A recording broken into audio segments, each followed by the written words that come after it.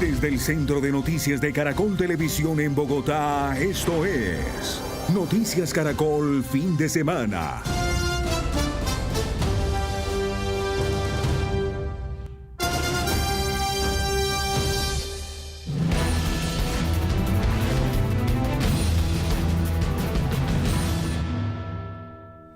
Buenas noches, bienvenidos a la emisión central de Noticias Caracol Fin de Semana. La unidad investigativa de Noticias Caracol revela la matriz de colaboración de Pedro Rodríguez, ficha clave del escándalo de corrupción de la Unidad Nacional de Gestión del Riesgo por haber sido mano derecha de Olmedo López. En su negociación, Rodríguez destapa el supuesto direccionamiento de un contrato para la reconstrucción de Mocoa, en el que habrían participado su ex jefe, Olmedo López, y Aletia Arango, ella, una exfuncionaria de la alcaldía de Medellín, que después ocupó el cargo de subdirectora de reducción de riesgo en la entidad. Mi profesión también me exigía ya el servicio público. El nombre de Pedro Rodríguez es desconocido para el país, pero desde la sombra tuvo un papel protagónico en el entramado de corrupción en la Unidad de Gestión de Riesgo.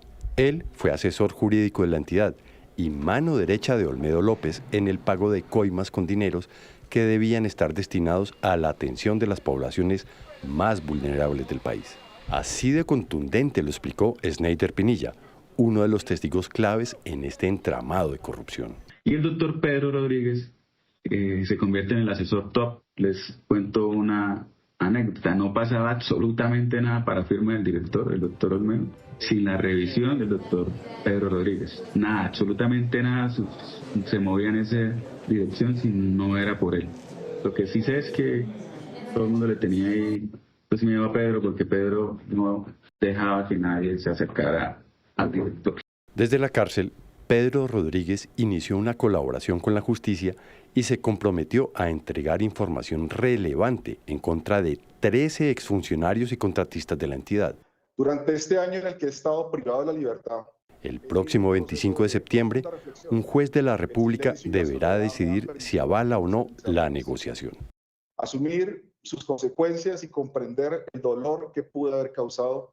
En la matriz de colaboración, conocida por Noticias Caracol, Pedro Rodríguez destapó un nuevo capítulo en el entramado de corrupción, esta vez por la contratación para la reconstrucción de viviendas e infraestructura en Mocoa.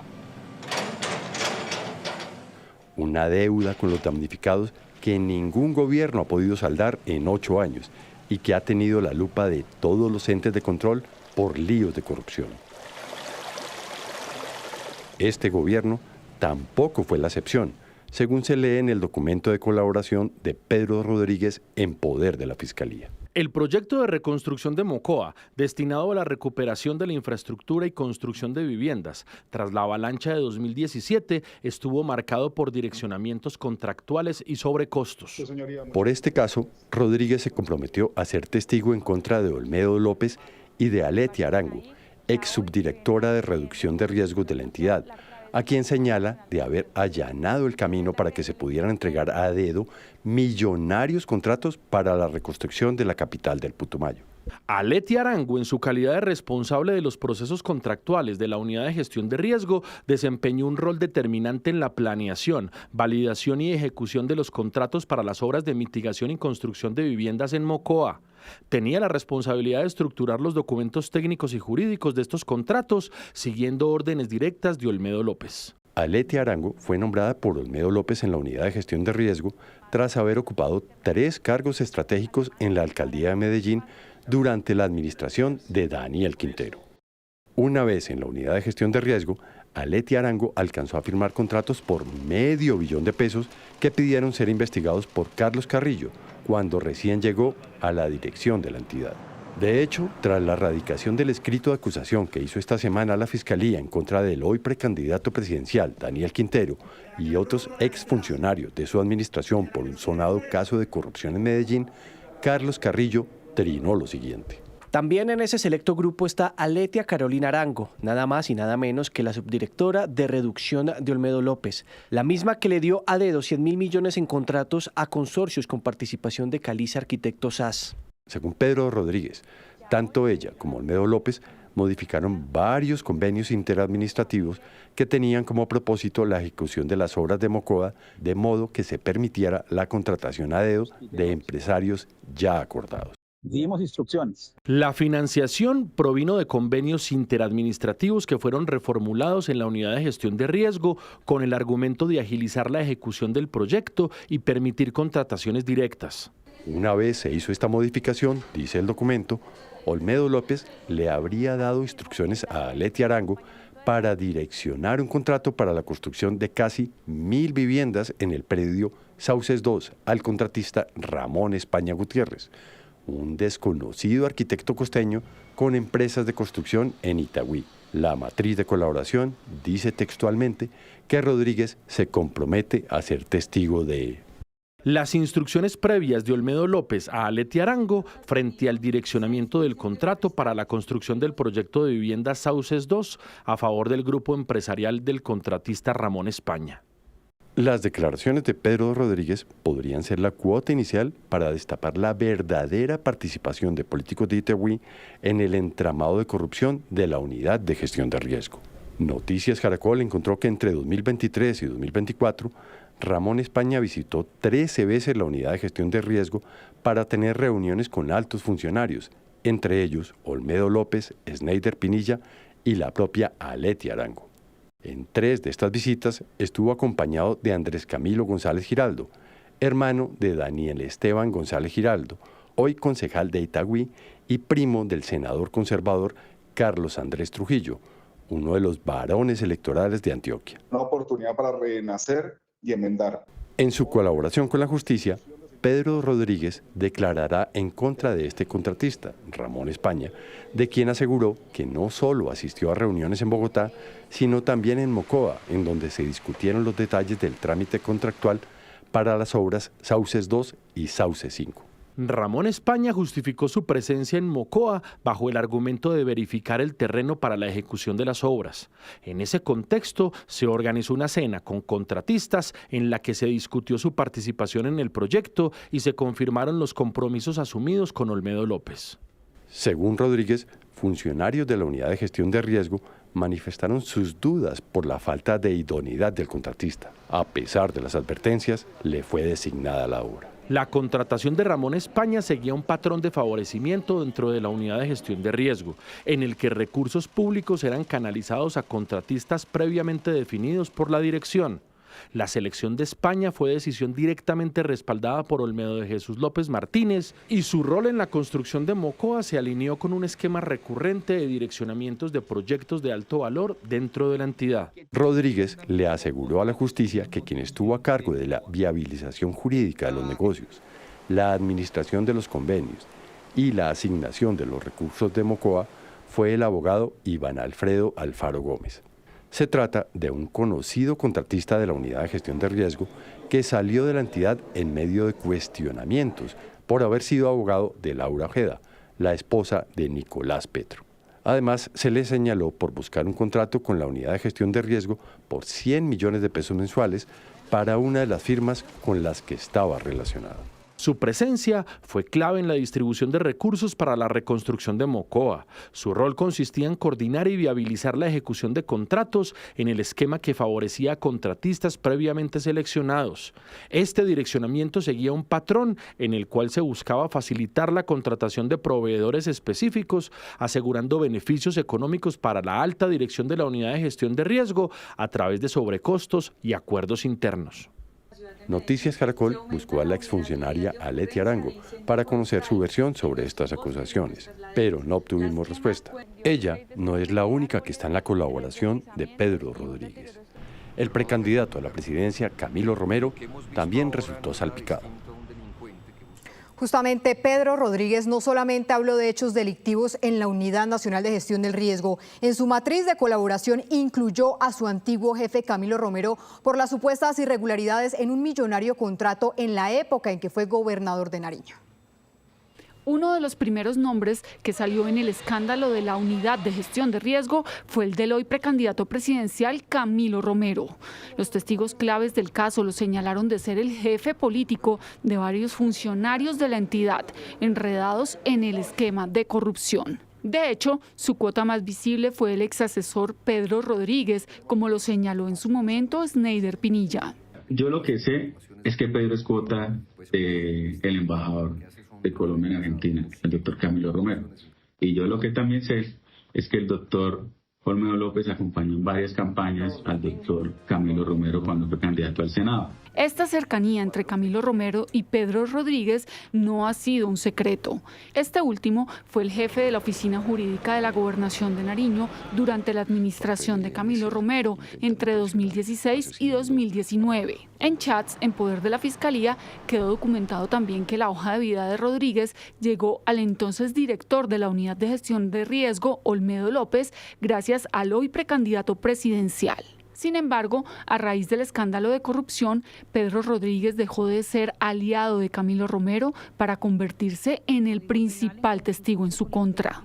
Matriz de colaboración que fue suscrita el 4 de julio. Su matriz de colaboración, conocida por esta unidad investigativa, la encabeza el nombre de su antiguo jefe, quien hoy hace campaña política al mismo tiempo que se defiende ante la Corte Suprema de Justicia por un delicado expediente. Se trata de un cuestionado contrato de compra y venta de licores en Nariño que habría sido adjudicado de manera irregular durante su gobernación. Espero que esta confesión sincera pueda ser un primer paso.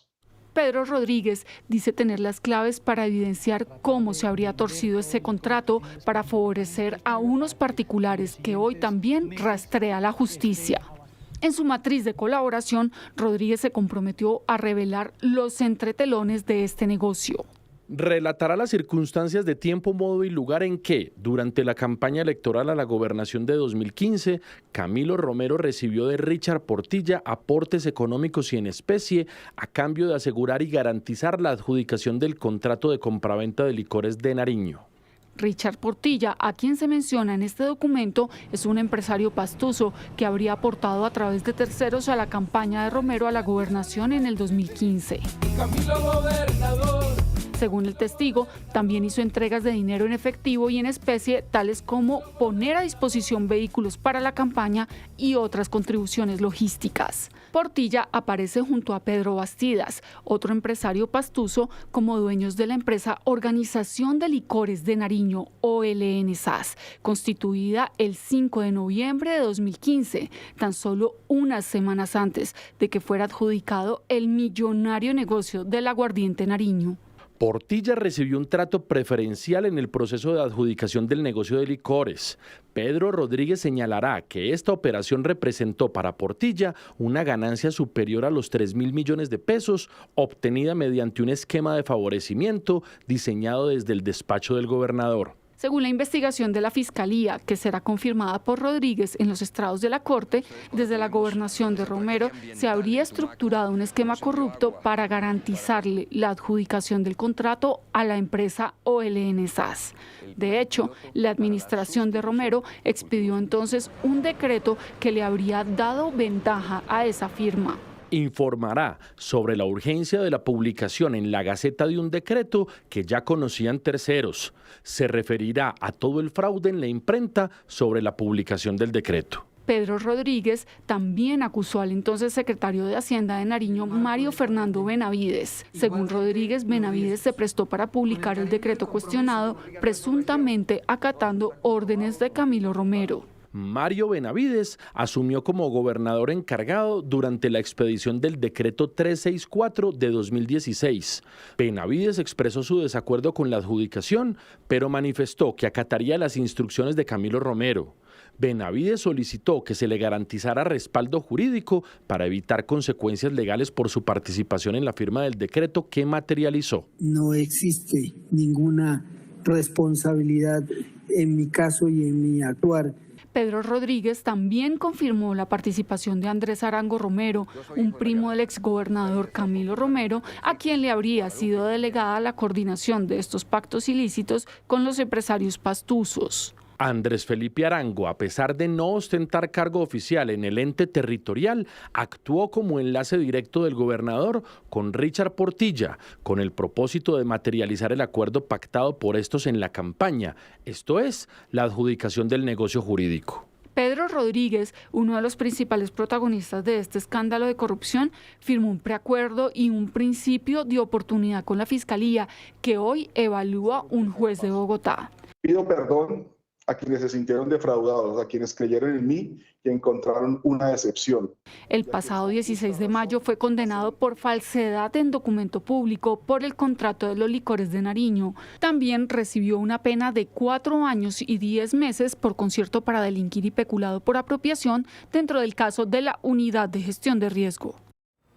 En Noticias Caracol consultamos al precandidato presidencial Camilo Romero, quien se defendió de los cuestionamientos y señaló que estas acusaciones que lo tienen respondiendo en la Corte Suprema de Justicia en un juicio penal son una retaliación política en su contra.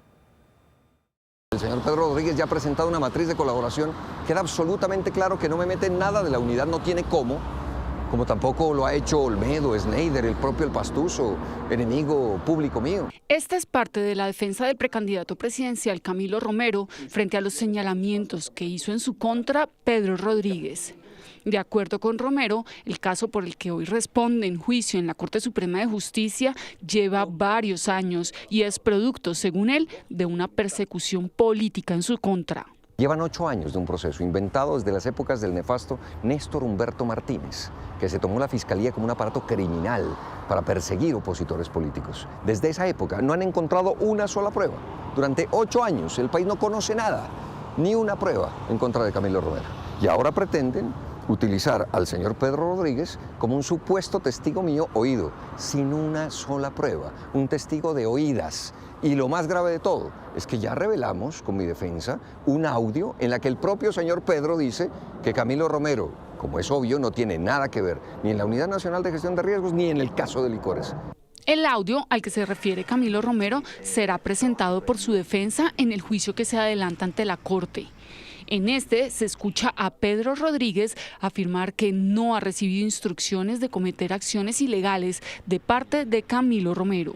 Y eso nos podrán meter los procesos. Y yo estoy tranquilo, tal cual como empezó el aguardiente, siempre estuve tranquilo. Que a mí me decía, tú me dices, ¿te acuerdas? Me dices, Pedro, te veo tranquilo. Le digo, ¿por qué? Porque es que podrá pararse la cabeza Felipe, pero ¿cuándo Pedro incidió en algo? Tú no me has dado ninguna instrucción, puedes estar tranquilo, lo podré decir en cualquier parte. Yo te dije, llámame como testigo. Yo sí creo que es un tema político, que es una retaliación.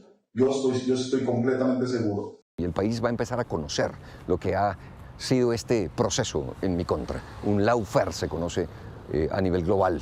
Este tipo de actuaciones desde la justicia y en algunos casos con influencia de medios de comunicación para acabar liderazgos distintos. Que es posible que intenten meter al señor Pedro Rodríguez como un gran testimonio en mi contra. Insisto, con 2 cosas absolutamente bárbaras. La primera, no tiene una sola prueba.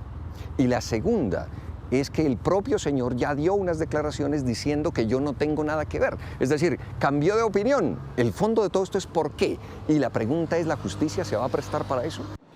Sobre la supuesta recomendación de Pedro Rodríguez a Olmedo López, el precandidato presidencial afirma lo siguiente. Entonces, claro que está el chat en donde se omite la primera parte, es el señor Olmedo pidiéndome a mí esas hojas de vida. Y entonces yo le envío esas hojas de vida. Primera claridad, la fiscal ha sido contundente. Entregar una hoja de vida no es delito. Ni siquiera yo fui a buscarlo para pedirle, como cualquier ministro en este gobierno puede dar fe que no los he buscado para pedir una hoja de vida. Es a mí a quien me las piden. Este 25 de septiembre se conocerá la decisión de un juez sobre si avala o no el principio de oportunidad a Pedro Rodríguez. En Noticias del Mundo, hoy se conoció la carta que envió Nicolás Maduro a Donald Trump en la que le mostró su intención de abrir un diálogo con Washington para desescalar las tensiones de las últimas semanas. La carta fue escrita en inglés, tiene 5 páginas y data del 6 de septiembre. Fue escrita en un tono respetuoso y conciliador, muy distinto a los pronunciamientos que usualmente Nicolás Maduro realiza en contra de Donald Trump. Posteriormente, la misiva fue publicada en español y en ella, Maduro le expresó a Trump su intención de reabrir un canal de diálogo por medio del enviado especial de Washington a Venezuela, Richard Grenell, quien en enero de este año fue recibido por Maduro en el Palacio de Miraflores. El presidente venezolano añadió que las noticias falsas son las responsables del deterioro de sus relaciones. En las últimas semanas ha tomado protagonismo los señalamientos absolutamente falsos sobre vínculos con mafias y bandas narcotraficantes por parte de altas autoridades legítimas de Venezuela. Es el peor de los fake news que se han lanzado contra nuestro país para justificar una escalada a un conflicto armado que le haría un daño catastrófico a todo el continente. El líder chavista también envió un mapa con el que asegura que la cantidad de droga que sale desde su país es mínima en comparación con Colombia. Como demuestran los datos de la ONU y de otros organismos que usted puede corroborar con sus propios organismos de inteligencia, el 87% de la droga producida en Colombia sale por los puertos del Pacífico, el 8% por el Guajira Norte de Colombia y apenas el 5% intenta ser transportada a través de Venezuela. Periodistas preguntaron este domingo a Trump si había recibido la carta en cuestión. El mandatario respondió que prefiere no decirlo y que verán qué sucede con Venezuela. De otro lado, en Colombia son varios los señalamientos de la Fiscalía contra Juan Carlos Uribe Bejarano como presunto determinador del asesinato de su hermano Jorge Hernando Uribe. A pesar de que un juez le otorgó la libertad, la hija del empresario dice que hay serios indicios en su contra. Esta es la imagen de Juan Carlos Uribe Bejarano durante sus audiencias de judicialización como sospechoso del crimen de su hermano, el empresario Jorge Hernando Uribe, quien fue reportado como desaparecido el pasado 6 de abril. Para la Fiscalía, él sería el presunto determinador de este crimen. Juan Carlos Alberto Uribe Bejarano, se le imputa esta conducta también de desaparición forzada en calidad de determinador. El empresario Jorge Hernando Uribe fue visto por última vez en el restaurante del sur de Cali. Según la investigación, al parecer ese día departió con su hermano Juan Carlos y le dijo que luego del almuerzo haría diligencias de negocios. Hacia las 4 de la tarde se perdió su rastro y la última ubicación de su celular daba como paradero el sur de la ciudad. Al otro día, su hija se entera de su desaparición y quien le informa es su tío Juan Carlos. De repente me llaman y me dicen que mi papá no ha llegado a la casa, que no lo encuentran. 4 días después de iniciar las labores de búsqueda el pasado 11 de abril en el corregimiento La Estrada de Cali, el CTI encontró un cuerpo calcinado. Medicina Legal estableció que se trataba del empresario Jorge Hernando Uribe. En medio de esas mismas diligencias, las autoridades encontraron a un hombre que salió huyendo del lugar. 12 días después fue identificado como Brian Eduardo Garcés, de 32 años, y capturado por su presunta participación en el crimen. Ya para el jueves 18 de septiembre fueron detenidos otros 2 sospechosos, Juan Carlos Uribe Bejarano y Moisés Betancur Zamora, en Cartagena. Usted, señor Moisés Betancur Zamora, sometió al señor Jorge Hernando Uribe Bejarano con otras 2 personas a la privación de la libertad de este ciudadano, Jorge Hernando. Sin embargo, durante el procedimiento en Cartagena fue capturado por error el hermano mellizo de Moisés Betancur. Pero desgraciadamente tenía un mellizo y exactamente igual de pies a cabeza, y por eso es que la juez da la orden de sacarlo. Aunque Juan Carlos Uribe Bejarano quedó en libertad por orden de un juez con función de garantías de Cali, quien argumentó la falta de pruebas que lo vinculan con el homicidio, este empresario continuará vinculado a la investigación. En diálogo con Colombia Más 20 del espectador, Rodrigo Londoño, el último excomandante de las extintas FARC, habló sobre las sanciones de la JEP y confesó que nada podrá reparar el dolor de las víctimas. Mi nombre es Rodrigo Londoño Echeverri. Rodrigo Londoño, conocido en los años del conflicto armado como alias Timochenko, aceptó en medio de una entrevista el daño irreparable causado por la guerrilla de las FARC a las más de 21.000 víctimas de secuestro. El dolor no se va a quitar, las heridas van a estar ahí siempre presentes en las víctimas. Nunca van a olvidar los sufrimientos tan grandes que se sufrieron fruto del conflicto. El firmante de paz se refirió a las primeras sanciones propias proferidas esta semana por la JEP. Dijo que 8 años, el tiempo de máxima condena, no es suficiente para reparar el daño causado y aseguró que respeta el malestar de las víctimas, quienes no se sienten conformes con las decisiones de la Jurisdicción Especial para la Paz. Uno lo entiende, yo lo entiendo perfectamente y mis respetos por las víctimas, por todas. Nosotros asumimos la máxima responsabilidad. Yo creo que ni 8, ni 10, ni 15, ni 20, ni 50 años. Esta semana, luego de conocerse la decisión del Tribunal Especial, algunas víctimas de las FARC mostraron su rechazo a la sentencia de los magistrados. Me parece que ahí los magistrados, pues con todo el respeto que les tengo, pues fallaron, porque no, el objeto de la pena sí tiene que ser resarcir a la víctima. Pero me parece que esta sentencia sí tiene una responsabilidad social enorme, ¿sí ves? Porque finalmente no se puede perder la confiabilidad en el sistema de justicia. Nunca han dicho la verdad. Lo que es poca verdad que se conoce es porque las mismas víctimas, a través de memoriales, 7 memoriales, presentamos.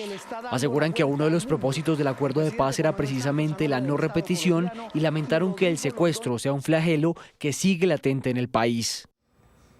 El ministro de Defensa dio a conocer que este año se han presentado 38 azonadas contra la fuerza pública. Aseguró que el ejército no abandonará ningún territorio y que se estudian las medidas para proteger a los uniformados.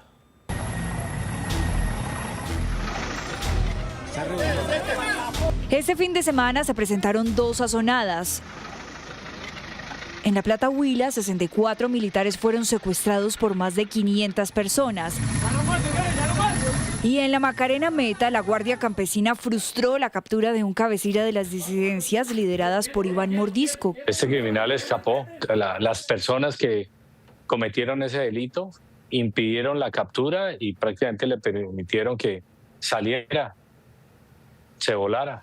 Este año se han presentado 38 azonadas en todo el país.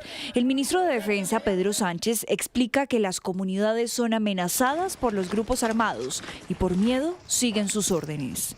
Condenamos ese delito, ese crimen de lesa humanidad perpetrado por las disidencias de alias Mordisco, de un criminal que solamente le ha hecho daño a Colombia. Todas las azonadas tienen un mismo propósito: sacar al ejército del territorio, zonas en donde converge el narcotráfico.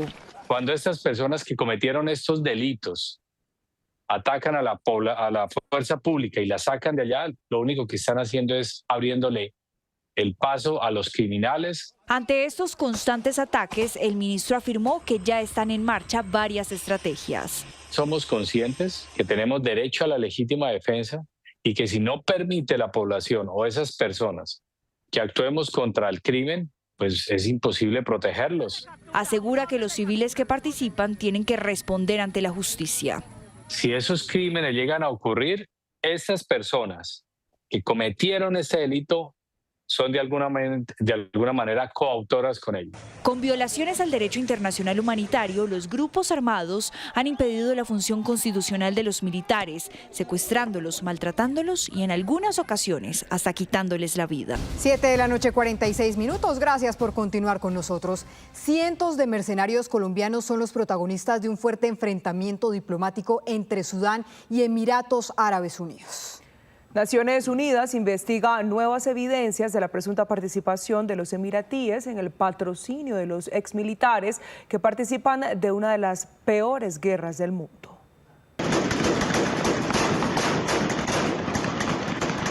Centenares de colombianos protagonizan una pelea diplomática entre Sudán y Emiratos Árabes que escaló hasta el Consejo de Seguridad de las Naciones Unidas y la Corte Penal Internacional. La razón, su participación como mercenarios en la guerra de Sudán, considerada la mayor crisis humanitaria del planeta, que deja más de 12 millones de personas desplazadas.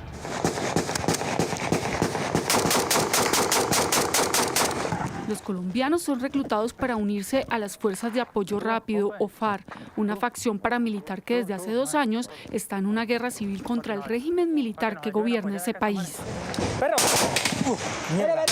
¿Cuántos hay?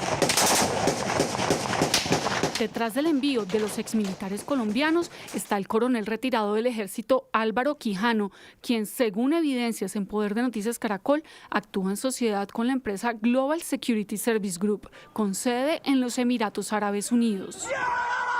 Sudán ha responsabilizado en repetidas oportunidades a Emiratos Árabes del envío de exmilitares colombianos. Cayó Pelusa, el flaco quedó allá, Panche no lo pudimos sacar. El pasado 3 de agosto, un diplomático de Sudán acreditado ante las Naciones Unidas en Nueva York realizó la siguiente denuncia pública a través de sus redes sociales. Mercenarios colombianos contratados por Emiratos Árabes Unidos están asesinando civiles en Darfur del Norte. África debe alzarse. El imperialismo no debe volver por la puerta trasera.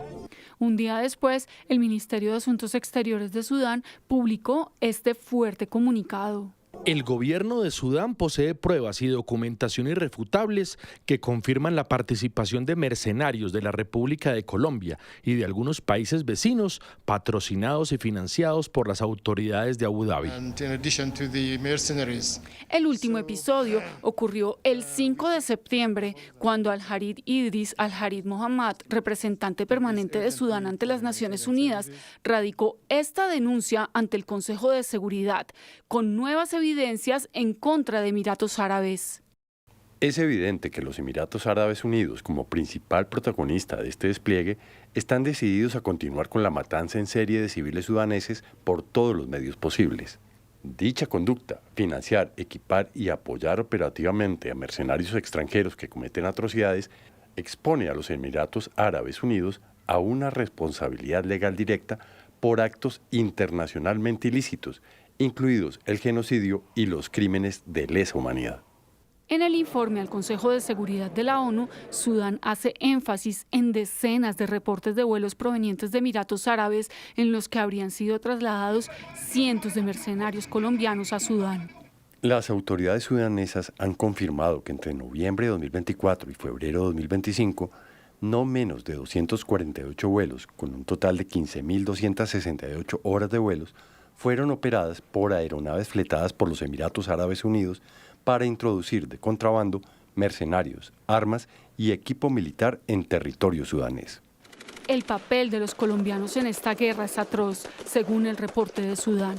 El documento asegura que los exmilitares han participado de casi un centenar de ejecuciones extrajudiciales de civiles asesinados por francotiradores y con el uso de drones. También los responsabilizan del reclutamiento de niños entre 10 y 12 años de edad y su entrenamiento en el manejo de armas y operaciones de combate. No menos grave es el señalamiento que hace Sudán a los colombianos por el uso de armas prohibidas por el derecho internacional humanitario, como el fósforo blanco, un arma química altamente tóxica que causa graves quemaduras. El uso de municiones, incluido el fósforo blanco. Según el derecho internacional humanitario, el despliegue de fósforo blanco en zonas civiles está estrictamente prohibido debido a sus graves efectos incendiarios. ¡Apuntar! El documento incluye un listado con los nombres y apellidos de los más de 300 exmilitares colombianos en Sudán. La denuncia ante Naciones Unidas presenta documentos internos de los mercenarios, en donde aparecen, por ejemplo, el lanzamiento de 1.603 bombas y los planes de ataques a las poblaciones. Después de un informe presentado por Noticias Caracol, la Embajada de Emiratos Árabes en Colombia catalogó los señalamientos de Sudán como acusaciones infundadas, que son parte de una propaganda deliberada para desviar la atención. También afirmaron: rechazamos categóricamente cualquier afirmación de haber brindado algún tipo de apoyo a cualquiera de las partes beligerantes desde el inicio de la guerra civil y condenamos las atrocidades cometidas tanto por la Autoridad Portuaria de Sudán como por las fuerzas de seguridad revolucionarias. En la comunicación, la Embajada de Emiratos Árabes asegura que un grupo de expertos de la ONU descartó que existan evidencias de su participación en la guerra de Sudán. El último informe del grupo de expertos de la ONU deja claro que no existen pruebas sólidas de que los Emiratos Árabes Unidos hayan brindado apoyo alguno a las fuerzas de seguridad revolucionarias ni de que hayan participado en el conflicto. Sobre este mismo informe, importantes ONGs como Human Rights Watch y Amnistía Internacional tienen conclusiones diferentes. El grupo de expertos de la ONU sobre Sudán consideró creíbles las acusaciones de apoyo de los Emiratos Árabes Unidos a las fuerzas de apoyo rápido y afirmó que las transferencias de armas y municiones a Darfur documentadas constituían violaciones del embargo de armas. Esto indica que los Emiratos Árabes Unidos siguen brindando apoyo a las fuerzas de seguridad revolucionarias tras conclusiones similares del grupo de expertos de las Naciones Unidas sobre Sudán y otros informes. Aunque Emiratos Árabes insiste en negar, la realidad es que las denuncias por su presunta participación en la guerra de Sudán son un tema que está siendo investigado por las más altas instancias judiciales internacionales, como la Corte Internacional de Justicia de las Naciones Unidas. Noticias Caracol se comunicó con la Embajada de Emiratos Árabes en Colombia y envió un cuestionario con relación a los más recientes señalamientos de Sudán, pero hasta el cierre de este informe no recibimos respuesta. A esta hora en Estados Unidos continúan las honras fúnebres de Charlie Kirk, el joven activista político que fue asesinado en Utah a principios de este mes. Uno de los momentos más emotivos que deja esta velada es el discurso de la viuda Erika Kirk, quien dijo ante cientos de asistentes que perdona a la persona que asesinó al conservador de 31 años. El presidente Donald Trump, el vicepresidente J.D. Vance y el secretario de Estado Marco Rubio encabezaron el funeral que se realiza en un estadio de Arizona. La tasa representativa del mercado que regirá mañana será de 3.891 pesos con 19 centavos. El petróleo de referencia Brent cerró la semana en $66 con 68 centavos por barril. Mañana el café se estará comercializando a 2.820.000 pesos por carga en promedio en las principales cooperativas del país.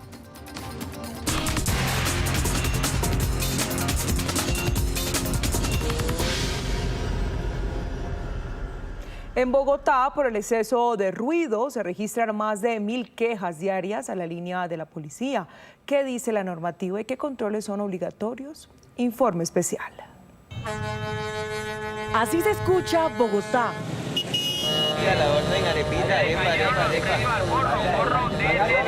En cada esquina, las voces de los vendedores entre la multitud contrastan con el paso de los vehículos. Los trancones en plena hora pico, las protestas que bloquean las calles y las fiestas nocturnas que convierten el ruido en queja. Otra queja constante viene por parte de los distintos frentes de obra. Pues mezclado con el ruido de las horas del metro, el transporte, los carros. Vivir al lado de una avenida es jodido por lo que pasan las ambulancias. Eso es como desconcentrarse uno en lo que va y como poco a poco ir perdiendo también su calidad de vida, ¿no? En Bogotá existen límites claros de ruido. La resolución 0627 de 2006 establece que en estas zonas residenciales no se deben superar los 65 decibeles en el día y 55 en la noche. En áreas comerciales e industriales, el tope es de 70 en el día y 60 en la noche. Las multas pueden alcanzar hasta 5.000 salarios mínimos diarios. Pero las cifras hablan. En lo corrido del año, la policía ha recibido más de 270.000 llamadas por exceso de ruido, una cifra que según las autoridades va en aumento, lo que equivale a un promedio de 1.067 quejas por ruido cada día. Las normas ambientales obligan a los generadores de ruido a tener sistemas de control. Puede generar un impacto en las personas, puede generar un impacto en la fauna. Los horarios más críticos son entre las 8 de la noche y 3 de la mañana. Las localidades que más reportan estas quejas son Suba, Kennedy, Bosa, Engativá y Ciudad Bolívar. Sí, ya 70 años viviendo aquí, ya se acostumbra uno a todo. ¿Cómo cree que el ruido afecta la vida de uno? Pues para unas personas es incómodo. Para otras pues ya están acostumbradas, ya les gusta el ruido y todo. ¿Y usted qué? ¿Está acostumbrado? Pues sí, así suave. Según el distrito, hoy se realizan mediciones y se trabaja de la mano con las empresas para controlar estos volúmenes. Sin embargo, ese protocolo todavía no es de cumplimiento obligatorio. Obviamente ese protocolo pues por ahora es voluntario, sin embargo siempre se hace con la advertencia de que si afuera encontramos que están superando los estándares, pues iniciamos las acciones sancionatorias a que haya lugar. El bullicio de los vendedores callejeros, el estruendo de las obras, los trancones interminables, las fiestas nocturnas y hasta las protestas hacen que el ruido sea uno de los retos más importantes para mejorar la calidad de vida de los bogotanos. En Noticias Caracol seguimos construyendo diálogos para no polarizar. El invitado de hoy de Alejandra Giraldo es el reconocido estratega político y cabeza de la firma de comunicaciones estratégicas Galileo 6, Miguel Silva Pinzón. ¿Cómo despolarizar la conversación nacional? ¿Cuál es la transición del electorado y cuál es la Colombia que sueñan los ciudadanos?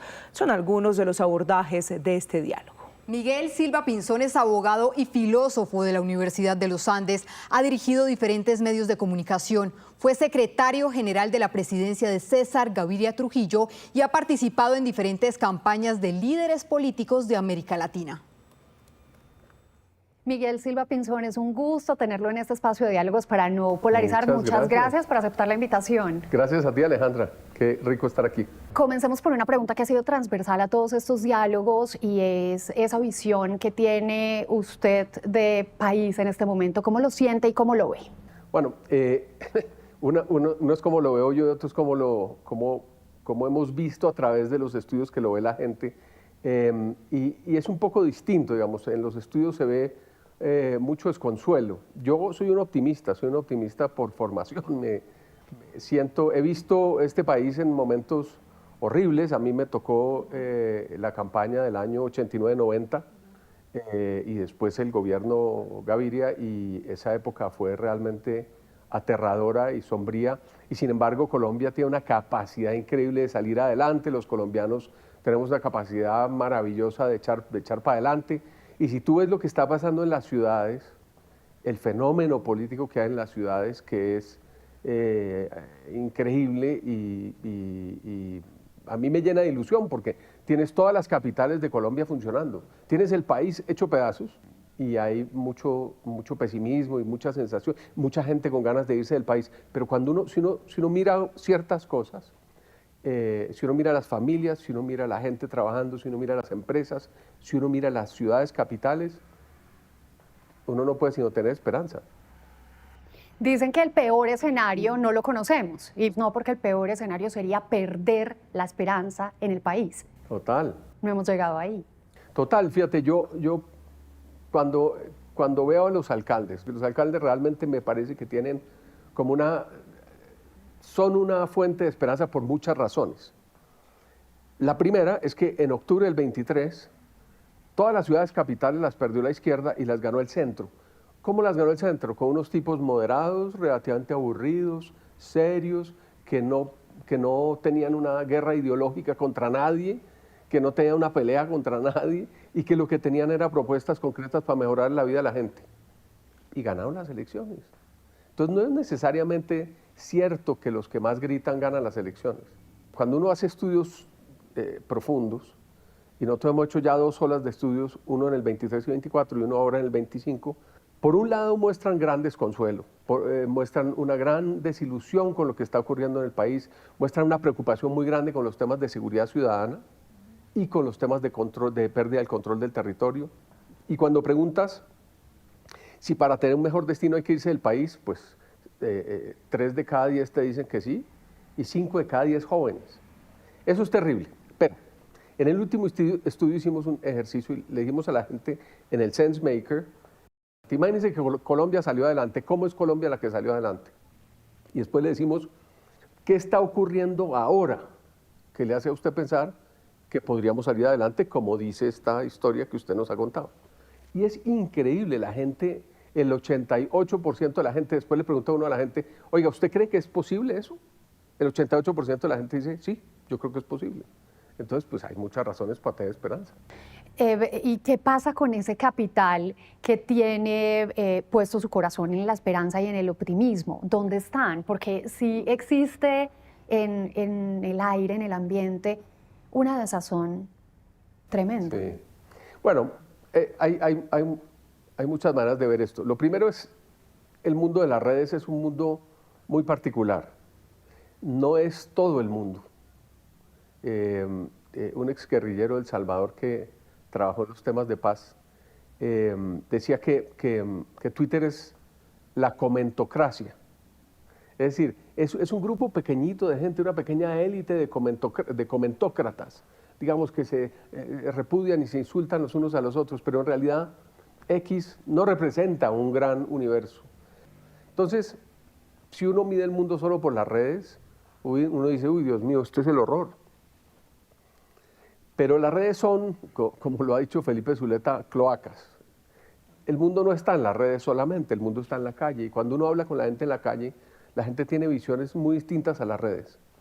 La gente suele ser más civilizada, más esperanzada, más optimista, más dispuesta a trabajar con alguien que no comparte sus ideologías. Entre el 50 y el 60% de la gente dice que no se ve representada por los extremos ideológicos. Un poquito más del 50% dice, yo no votaría por un candidato de los extremos ideológicos. Luego, el capital político que tiene llamémoslo el centro moderado, ese capital político es gigantesco. Y ese capital político es de gente joven, de gente moderada, de gente que quiere echar para adelante, entre otras cosas, de gente que quiere cambio. Y derivado de ese escenario, entonces, ¿por qué pierden los moderados? ¿Por qué ganan los radicales? Bueno, entonces tengo dos respuestas. La primera es, no siempre pierden, en las encuestas, en las ciudades ganaron. Las elecciones de las ciudades suelen ser menos ideologizadas y más concretas. En las presidenciales pierden porque se atomizan. Las campañas en esencia son polarizantes, ¿no es cierto? Hay un cierto nivel de polarización que es saludable, que es no saludable, que es normal, que es diferenciarse, ¿no? Allá hay un polo, acá hay otro polo. No somos lo mismo. Eso está bien. ¿Y cuando cruza Cuando la polarización promueve el odio, incita a la violencia, cuando la polarización desconoce al otro, lo deshumaniza, y cuando desaparece el centro, cuando la gente dice, es que ese es tibio, yo siempre pienso, pero ¿por qué a la gente le gustan las cosas ardientes o heladas? La polarización es el gobierno de los radicales. Es cuando los vociferantes y los que gritan más duro, dominan a la gente moderada y tranquila. El centro tiene que recuperar narrativas que ha perdido. El centro ha perdido la narrativa de la seguridad en manos de la derecha y la narrativa del cuidado social y del medio ambiente en manos de la izquierda. Y eso tiene que recuperarlo, porque eso no es patrimonio de ellos, eso es patrimonio de cualquiera primero. El de seguridad no es un patrimonio de la derecha, que uno pueda salir a trabajar y no lo roben, eso es de todo el mundo. El centro no le basta con no ser izquierda o derecha, eso no es nada. Si yo no soy radical de izquierda y yo no soy radical de derecha, bueno, ¿y? ¿Y el centro tiene ideas propias? Sí, claro. ¿Cuáles? El centro, en esencia, es antipopulista, antiautoritario y democrático. Ajá. Los extremos no lo son. Los extremos son, en esencia, antidemocráticos. Y quieren quedarse en el poder, y quieren perpetuarse en el poder, ¿no? Claro, podemos argumentar, no siempre es así, por supuesto. No todo el mundo de la derecha es así, no todo el mundo de la izquierda es así. Sí, claro, se puede decir todo lo que uno quiera. Pero el centro es promotor de valores en esencia liberales. El centro escucha, el centro tolera. En el estudio, una de las cosas que hemos encontrado, que es súper bonita, es que la gente del centro, la que se dice no extremista, prefiere liderazgos que oigan, prefiere liderazgos no caudillistas. Los votantes de los extremos sí buscan un caudillo. Ahora, cuando uno dice, bueno, ¿qué podría representar un líder de centro que podría ser presidente? Un líder de centro puede representar una cosa que Colombia necesita, urgente, que es un propósito colectivo. Lo que estamos viendo ahora son visiones de naciones divididas, separadas y excluyentes. No, un momentico, eso no es así. Es que el país bueno, el país que sale adelante, es el país que logra unir a todo el mundo alrededor de un propósito colectivo, ¿no es cierto? De hecho, Colombia, durante toda su historia, ha construido una institucionalidad gigante, muy operativa, que la reconocen afuera en todos los países, reconocen una enorme institucionalidad. En Colombia hemos construido gente súper diversa.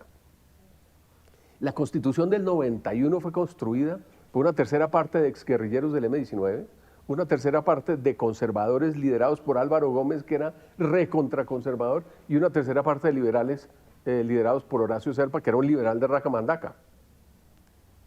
Pues claro, sí. No conciliaron sus diferencias. Lo que hicieron fue construir un país, un propósito colectivo hacia adelante. Tomemos un ejemplo absolutamente polarizante, una situación absolutamente polarizante, y es la paz total. Lejos de cualquier altisonancia política, es un deseo profundo de todos. ¿Cómo encontramos un camino para alcanzar ese objetivo? El estudio este que hemos hecho con Open Society tiene un descubrimiento bobísimo, pero tan bonito en política. Y es que la gente, después de este experimento tan estrambótico y ruidoso y agresivo y violento que hemos vivido en estos años, simbólicamente importante y completamente inútil en lo real, y la gente lo siente. Mi vida no ha cambiado, y si ha cambiado para mal. Esto porque es bueno. La gente se está pasando a otra cosa, que es, ay, no me eche cuentos, yo no quiero oír cuentos. A mí dígame cómo me va a resolver mis problemas de salud, de empleo, de educación de mis hijos y de seguridad en la calle. Entonces, el cómo, tú dijiste exactamente cuál es la solución al problema. La solución al problema es el cómo. Ahora, el cómo tiene que ser creíble, porque la gente es súper escéptica. Entonces, los políticos prometen, eso es lo que tienen que hacer, está bien que prometan. Lo que le está pidiendo el electorado a los políticos es, no solo prométame, convénzame, no solo prométame, sino demuéstreme que esto se puede hacer. Pero a la vez hay una paradoja, que a mí esa no acaba de sorprenderme, y son los paracaidistas. La gente es súper desconfiada, muy bien. Luego debería desconfiar más de alguien que no conoce, ¿no es cierto? Pero a veces en política llega un paracaidista muy desconocido y gana las elecciones, o está a punto de ganar unas elecciones, como pasó con Rodolfo la vez pasada. Claro, pero eso no tiene que ver con el descontento y el hartazgo que hay en la sociedad de más de lo mismo. Sí. Sí, esa es la aparición del outsider en la política, que es, yo quiero gente real, yo quiero gente concreta, quiero gente que trabaje. Usted ve Petro nos tiene como el láser con el gato.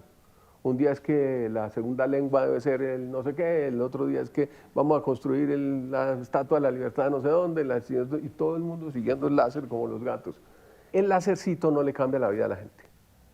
Y por eso lo interesante de lo que está pasando ahora no es que el péndulo se está yendo de la izquierda a la derecha, algo de eso hay, pues la gente está fastidiada con el tema de inseguridad y fastidiada con el tema de control del territorio, de pérdida de control territorial, fastidiada, pero por eso digo que el centro tiene que recuperar el discurso de seguridad, pues si no se lo quitan.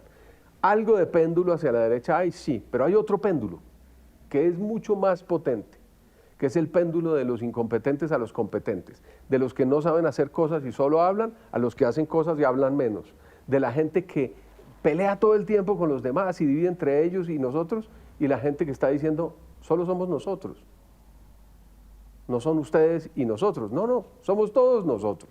Este es el país en el que estamos y es el país donde vivimos todos. Entonces, ahora, tampoco hay que quitarle al gobierno una cosa que es importante, simbólica y no tiene resultados, pero es muy importante. Y es que el gobierno sí ha simbolizado la voz de millones de colombianos que no tenían voz. Y el que no entienda eso se equivoca en política. Entonces, yo creo que la reflexión que tenemos que hacer todos ahora es menos carreta, menos charla y más trabajo. Es, dejemos de tratar de buscar a alguien que nos enamore. Si lo que no estamos buscando, no necesitamos a alguien 4 años enamorándonos, necesitamos a alguien 4 años trabajando para nosotros, ejecutando, con nosotros, cogiendo lo mejor del conocimiento colombiano y sacándolo adelante. El candidato que logre conectar con eso va a ser chévere. Vamos a tener en todo caso la campaña polarizada entre un extremo y el otro extremo, ¿no? Metiéndonos miedo, que es que va a llegar no sé quién con no sé qué, o que se va a quedar no sé quién con no sé qué. Eso es miedo. La campaña bonita es la campaña de la esperanza. Hay que elevarle el costo político al que polariza. Es decir, el que nos desune debería pagar un costo político. El que desune la orquesta, el que desune al equipo de fútbol, el que hace que el equipo de fútbol no pueda trabajar como un equipo de fútbol, sino como 2 equipos que se odian, ese debía pagar el costo político. Y entendiendo esa dinámica de que somos nosotros los que hacemos país y los demás son transitorios, acciones para la cotidianidad. Una importantísima es en esa pequeña hoguera que tenemos donde incendiamos a la gente hoy en día, ¿no? No reenviar nada que traiga odio, no reenviar nada que traiga violencia, no reenviar nada que traiga, porque además la mayoría de la gente que envía cosas, que reenvía cosas, que retuitea cosas, no sabe si lo que está mandando es cierto. Pero hay que promover la conversación entre jóvenes, los jóvenes están menos polarizados que nosotros, los jóvenes saben hablar mejor entre ellos. Hay que pelear contra lo que se llama el margen permisivo de las mentiras. Hay unas mentiras que hay unas mentiras que son piadosas, hay unas mentiras, pero hay un nivel de mentira que no es permisible para una sociedad. Ah, no, que es que yo puedo tener una opinión. No, señor, usted no puede tener una opinión sobre algo que pasó. Punto. No lo vamos a discutir. Entonces, eso también es una de las medidas que uno puede tomar, pero se necesita mucho de la cooperación ciudadana para despolarizar. Miguel, muchísimas gracias por este espacio de conversación. No, muchas gracias a ti. Yo creo que estás haciendo un trabajo importantísimo. Esto hay que hablar de esto. Esto es uno de los temas centrales de nuestra sociedad. Sin esto no salimos adelante. Muchísimas gracias por alimentar la tarea que estamos liderando. Muchas gracias. Qué hermosa, Juliana. Y sí que la sacó del estadio. Inspiradora totalmente.